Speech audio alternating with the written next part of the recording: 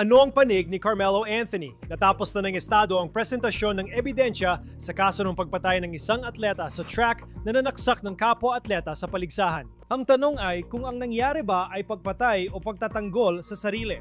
Isa kami sa ilang media outlet sa loob ng korte na nagbibigay sa inyo ng lahat ng detalye ng mga nangyayari habang nangyayari ito. Ipapaliwanag ko kung bakit naging dahilan ang testimonya ng saksi para lumabas ang pamilya ni Austin Metcalf na yon. Ito ang On The Case, hatid ng Law and Crime. Ako si Chris Stewart.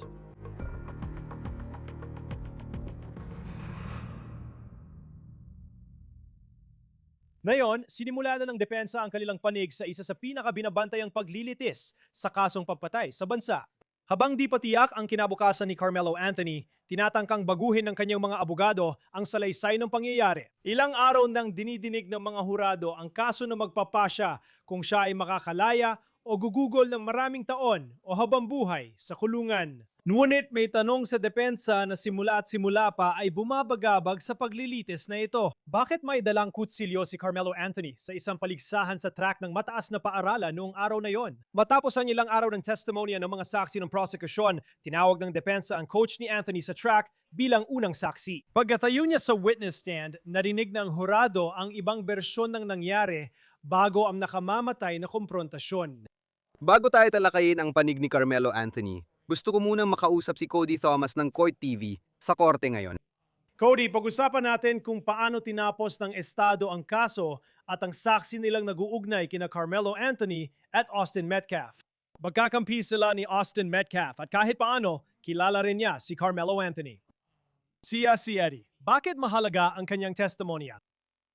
Narinig natin ang pangalan ni Eddie, Chris, mula sa lahat ng estudyanteng tumistigo. Madalas siyang pag-usapan at marami nagsabing kilala siya ni Carmelo. Lumapit siya at binati si Eddie. Nagkamayan sila. Si Eddie ay kababata ng dating kasintahan ni Carmelo, kaya doon nagkakaroon ng koneksyon. Ngayon, ayon sa testimonya ng mga estudyante sa kaso ng prosekusyon, lahat ay nagsasabing mukhang magkakilala sina Eddie at Carmelo. Halata ang koneksyon nila. Iyan ang binigang diin ng depensa sa pambungad nila. May ilan sa tolda na nagsabing di nila kilala si Carmelo, pero napatingin pa rin. Katabi niya si Eddie. Lahat ay nauuwi kay Eddie. Habang nakaupo ako nitong mga nakaraang araw, naisip ko na magiging saksi si Eddie para sa depensa. Kung magkaibigan talaga sila ni Carmelo, natural na ipagtatanggol niya ito.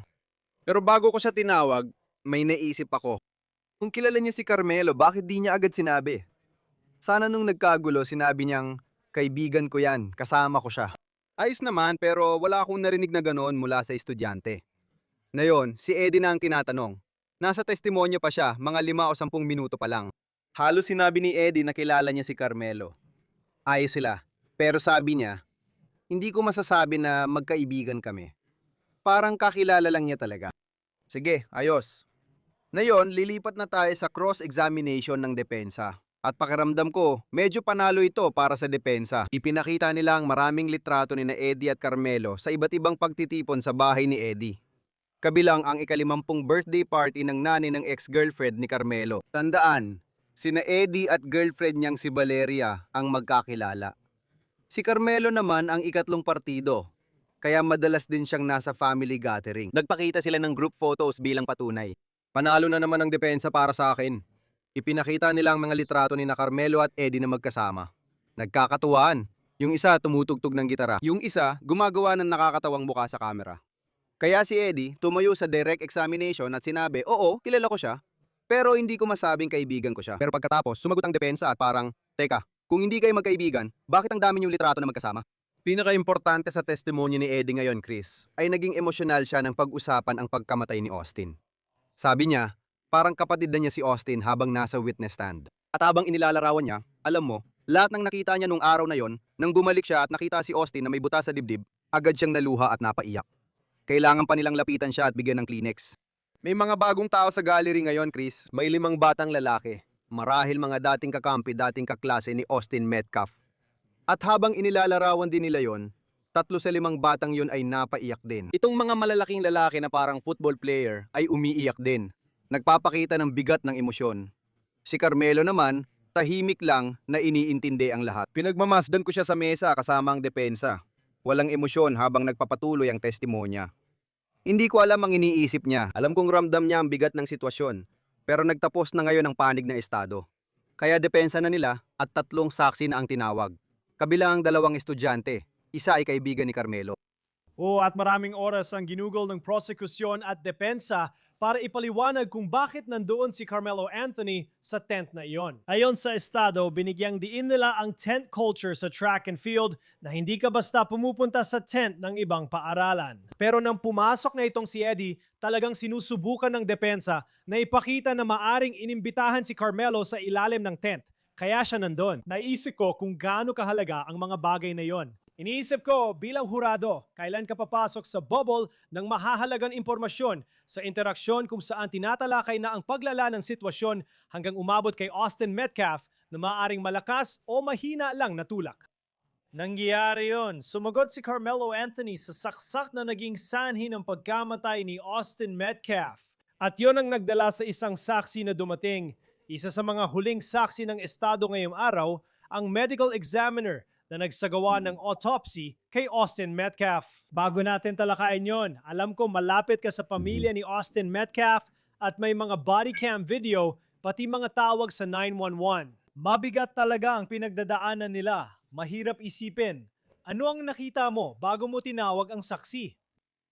Natapos na ang mga estudyanteng saksi at may anunsyo. Lahat ng media tulad ng sabi mo, nakaupo kami sa likod ng pamilya ni Austin Metcalf. Lahat ng siyam na media ay nasa likod nila.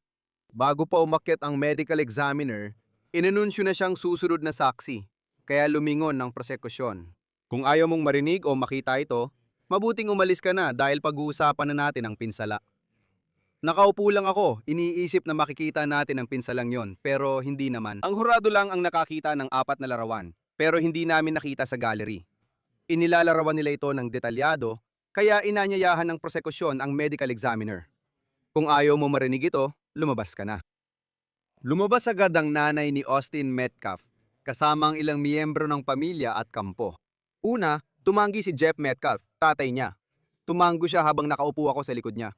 Sabi niya, ayaw niyang umalis. Tapos yung piskal, parang nagpakita ng reaksyon sa mukha at sinabi, pinapayuhan kitang umalis. Alam mo, narinig ko na parang pabulong lang. Hindi ito, alam mo, isang anunsyo. Mas direkta ito sa kanya, kaya si Jeff Metcalf ay tumayo na at umalis. At alam mo, narinig namin tungkol sa 2 pulgadang malaking sugat. Inilarawan niya ang malaking sugat at paliwanag sa kaibahan nito sa sugat na parang hiwa lang dahil sa saksak. At kung saan ang sugat ay parang binuksan, hindi para maging insensitibo, pero ganun niya ito inilarawan sa witness stand. Sugat ang 2 pulgada ang lalim ang tumama sa kartilago ng dibdib ni Austin Metcalf at tumagos sa isa sa mga ventricle ng puso niya. Kaya literal siyang nasaksak sa puso, na malamang ay dahilan kung bakit hindi gumana ang CPR at mga pagsubok na iligtas siya. Dahil kahit gaano pa kalakas ang pagpintig ng puso, tumatagas pa rin ito, alam mo yon, mula mismo sa pinagmulan ng sugat. Kaya talagang ipinapakita nito kung gaano kaseryoso ang sugat. At muli, nakita ng hurado ang 4 na larawan. 2 roon ay si Austin Metcalf sa autopsy table, at 2 ay ang pusong tinanggal sa katawan ayon sa medical examiner. Yon ang nakita nila. Siyempre, may isip kong ayaw yon marinig ng pamilya. Kaya si nanay, tatay at ilang iba pa, hindi ko alam kung sino sila.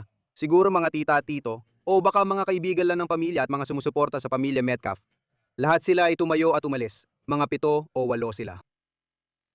Iniisip ko rin. Alam ko mula sa mga unang rumespond at sa mga nakausap si Carmelo Anthony pagkatapos ng insidente na parang hindi niya akalaing magdudulot ito sa pagkamatay ni Austin Metcalf. Pero pagkatapos marinig mo, ibig kong sabihin, yung medical examiner, sa tingin ko, diretsahan niyang sinabi na parang wala talagang paraan para mabuhay siya dito. Alam mo yon? Kahit pa nasa operating table siya, baka hindi rin siya mailigtas ng surgeon. Ganun kalala yung sugat. Ganun talaga kalala. At yun mismo ang eksaktong sinabi niya. At may isang salita na tumatak sa akin, Chris, na sinabi niya, alam mo yon, nagsimula siyang ilarawan yung 5 uri ng pagkamatay. At dito niya, alam mo yon, kinlasipika ito bilang homicide. Nang ipinaliwanag niya sa hurado ang homicide, sinabi niyang ito ay sinadyang pagpatay ng ibang tao. Pero ang mahalagang salita para sa akin doon, Chris, at akala ko pagbidiinan ng prosekusyon, ay yung sinadya.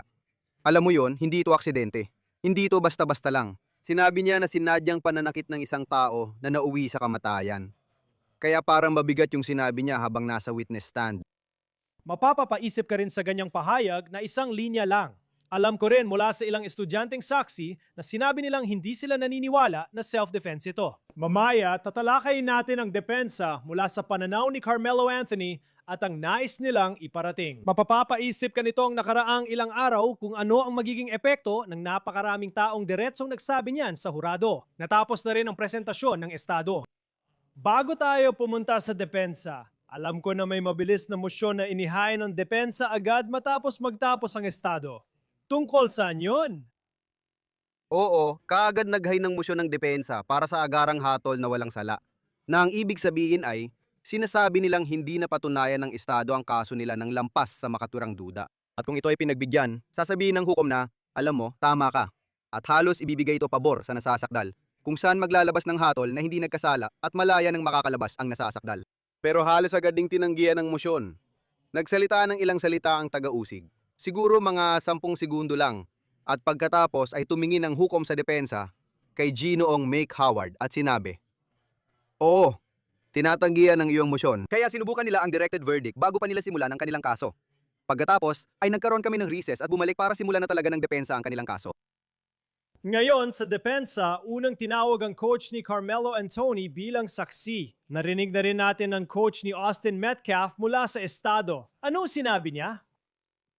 Pinag-uusapan niya na sinimulan nilang gawing makatao ang akusadong ito dito dahil wag nating kalimutan na may biktima tayo dito. Pero nakataya rin ang kalayaan ng batang ito. Sinabi niyang self-defense ang ginawa niya dahil natakot siya para sa buhay niya, na valid kung totoo. Tumayo ang coach at ikinuwento kung paano atleta sa football si Carmelo. Team, at ipinakita nila ang isang exhibit ng tinatawag nilang Captain's Award sa kanyang paaralan, kung saan makikita mo ang pangalan ni Carmelo na nakaukit bilang kapitan noong 2024 sa kanyang fall senior season. Itinuro rin nila na ito ay binuboto ng mga estudyante na nagpapakitang si Carmelo Anthony ay kagalang-galang at isang leader. Mukha siyang leader sa kanyang mga kaklase at mga kakampi. Kaya pinag-usapan nila yon ng kaunti. At pagkatapos ay napunta sila sa, alam mo na, narinig na natin ang tent culture. Iyon ang naging sentro ng usapan, alam mo na. Ang pariralang iyon ay umiikot sa loob ng korte na pinag-uusapan na ang bawat tent ay parang bawat locker room ng bawat koponan. Kaya hindi dapat tumambay ang mga tao sa ilalim ng tent. Pero sabi ng coach, naiintindihan niya yon at nasa desisyon pa rin ng bawat coach. Si coach mula Memorial High School, ang unang o ikalawang saksi ng prosekusyon na nagsalita kung gaano siya kahigpit at paano niya ipinatutupad ang kanyang mga patakaran. Tinatanong namin ang ilang estudyante kung gaano kahigpit si Coach Robert Starr ng Memorial High School na naging dahilan ng tawanan sa korte tuwing napag-uusapan ito. Pero itong coach na ito ngayon ay nagsasabi na, alam mo, may mga pagkakataon ng mga atleta mula sa ibang paaralan ay pumupunta sa ilalim ng tent ko kapag nandoon ako at nagtatanong kung pwede silang sumilong doon. Sabi ko, magpahinga muna tayo at panuurin ang 200 metro. Pero ang pinunto ng prosekusyon nung panahon na yon, nung sila ay nag-cross-examination, ay alam mo, tinukoy niya na ikaw ay nandoon bilang coach, bilang isang tagapamahala. Mas gusto ng coach na may bantay sa tent para sa mga kabataan, hindi lang basta inahayaang gumala ng walang bantay. Hindi iniisip ang mga krimen pero may mga lalaki, babae at maraming hormones. Gusto mong ayusin ang lahat, lalo na kung maraming kabataan. Nagsimula ito sa positibong pananaw para kay Carmelo, na suportado naman ng kanyang panig. Pero nung dumating na sa cross-examination, parang handang-handa na talaga ang prosekusyon sa lahat ng sasabihin ng coach na ito. At sinubukan nilang pabulaanan ang lahat ng sinasabi. At pakiramdam ko, isa sa mga tanong na paulit-ulit nating binabalikan araw-araw kapag pinag-uusapan natin ito ay, bakit may dalang kutsilyo si Carmelo Anthony sa isang track meet? At pakiramdam ko hanggang sa puntong ito, parang hindi pa yon nasasagot at titingnan pa natin. Ibig kong sabihin, nagsisimula pa lang silang iharap ang kanilang kaso. Pero kahit sa ilang cross-examination, parang patuloy na tinututukan ng prosecution iyon sa pagtatanong nila, maging sa coach o kakampi ni Carmelo Anthony tungkol sa pagkakaroon ng kutsilyo sa isang track meet. Oo, Chris, kasi yan ang malaking tanong na di pa nasasagot. Kahit may 3 saksi, ang pangalawa ay estudyante at kaibigan ni Carmelo. Nagsimula na, akala ko tuloy-tuloy na ang depensa. Sabi ko, bumabawi na ang depensa ngayon. Itong estudyante ay nagsasalita tungkol sa kung paano sa iba't ibang track meet, pumupunta sila sa ilalim ng mga tolda. Palagi siyang nakaupo sa ilalim ng mga tolda. Kwento niya, sandali siyang umupo sa memorial tent kasama si Carmelo dahil pareho silang may kaibigang nasa track team. Kaya sabi ko, ayan, may kaunting pagtutol na. Ngayon, malinaw na ang tungkol sa kultura ng mga tolda at maayos ang depensa. Pagbalik ng prosekusyon, nagtanong sila ng 4 o 5 tanong. Inaasahan mo bang may kutsilyo sa track meet? Hindi po, sir. Dapat bang matakot? Hindi po, sir. Inaasahan mo ba ang ganito? Hindi po, sir. Alam mo, lahat ng mga bagay na ito ay tumutukoy sa issue ng kutsilyo, na para sa karaniwang tao ay parang common sense na bawal magdala ng armas sa loob ng paaralan, legal man o hindi, basta't may dalang armas. Alam mo, pwedeng legal na magdala ng baril, pero hindi mo pwedeng dalhin sa loob ng paaralan. Alam mo, kaya doon lagi pumupunta ang prosekusyon kapag sinusubukan ng depensa magsimula.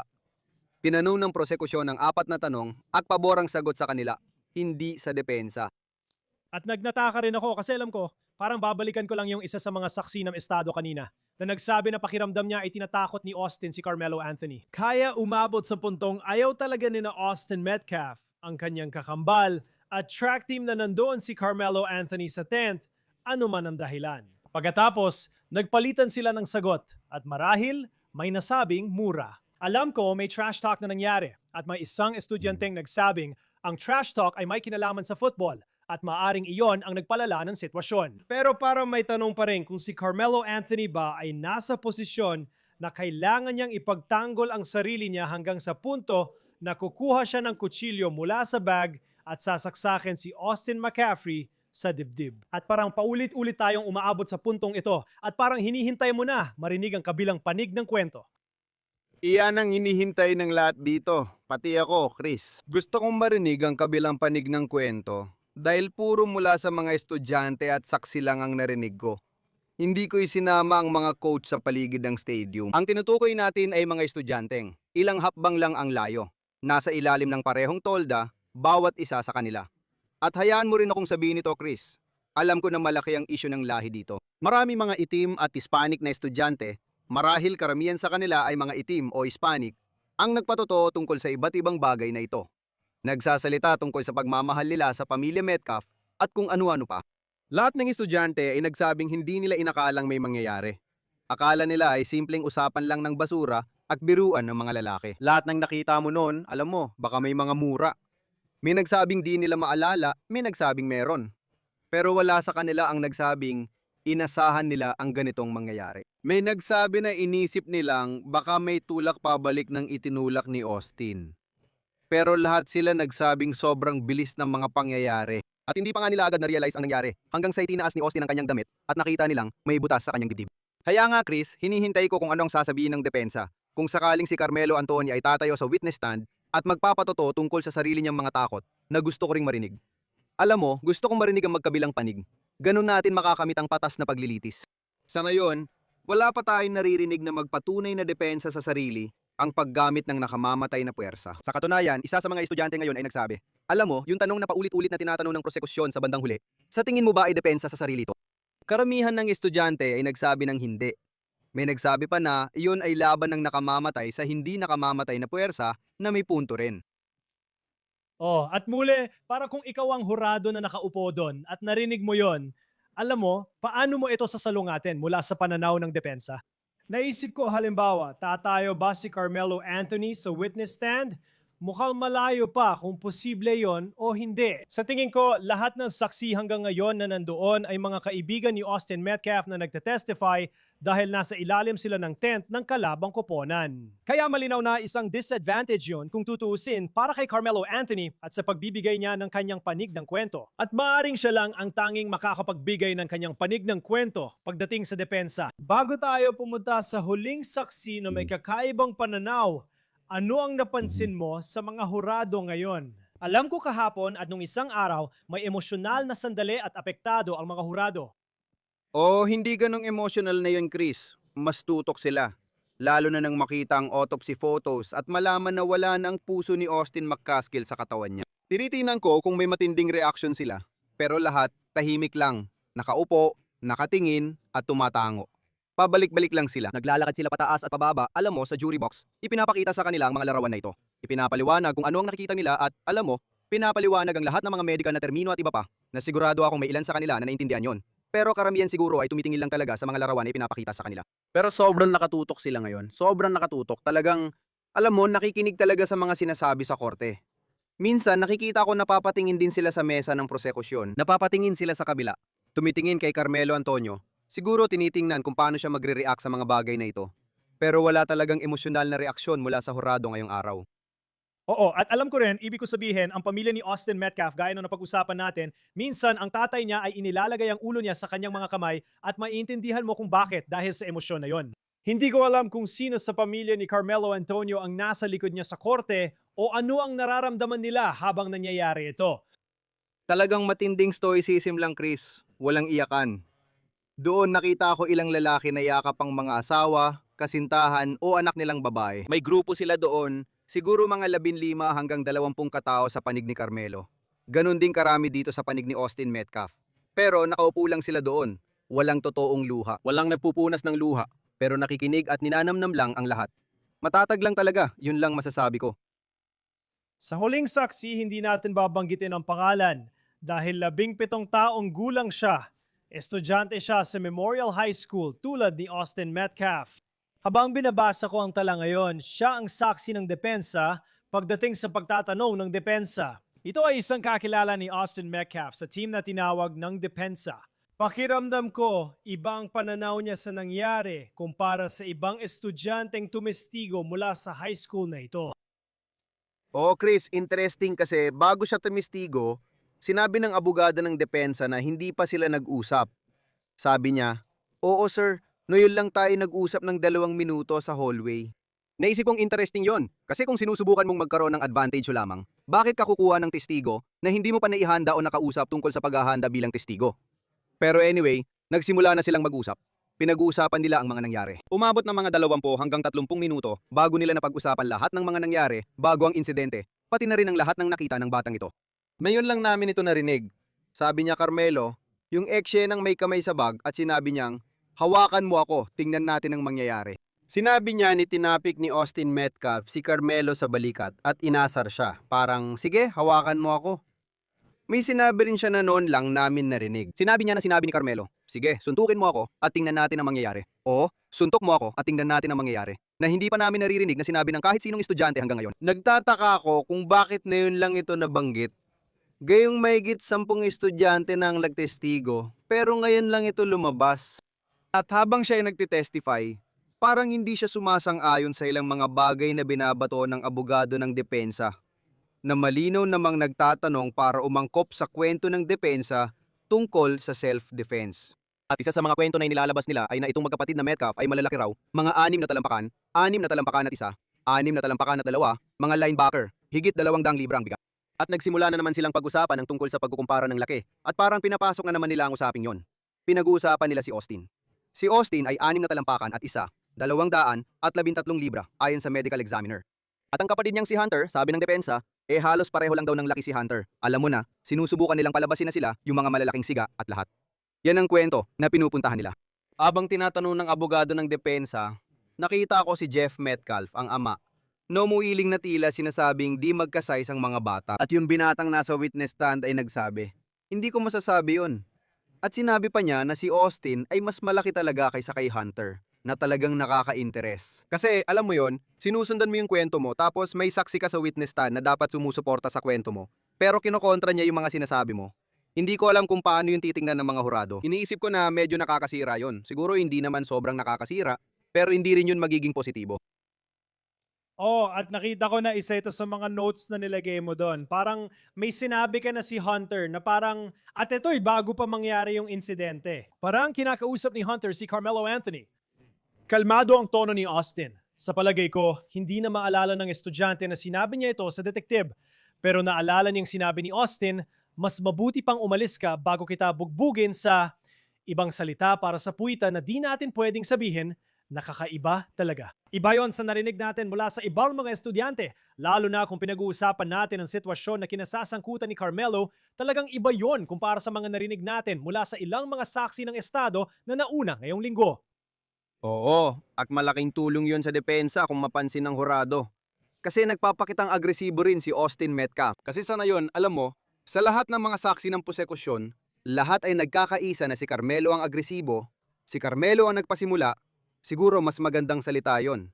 At si Austin ay basta lang naiinis. Ngayon, naririnig natin na si Austin ay posibleng nagmumura rin pabalik kay Carmelo at nagkakaprovokahan sila.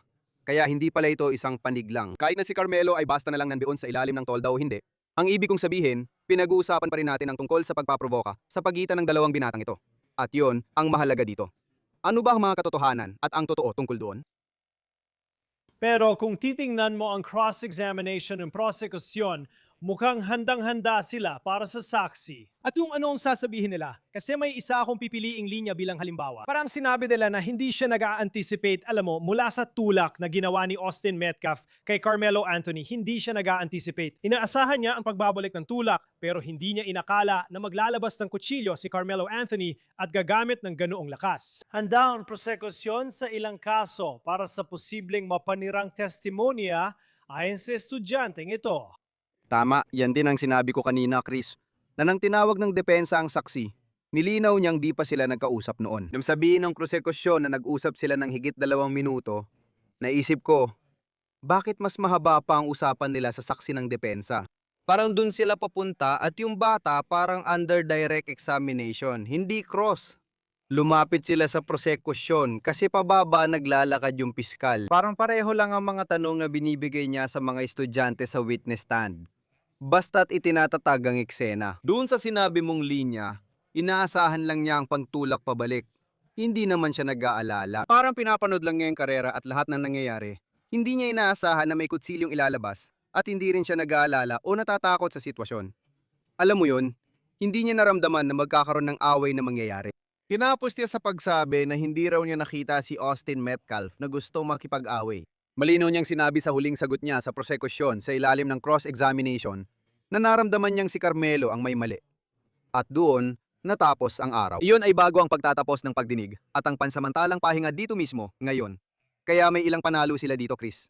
Ilang maliliit na panalo para sa panig ng depensa. Sana alam mo, mas marami pa sanang pagtutol mula sa depensa para, alam mo, magmuhang patas-patas ang pagtingin sa nangyayari. Ayon sa mga saksi ngayon, maaga pa para malaman ang mangyayari sa susunod na linggo. May pahinga sila bukas linggo.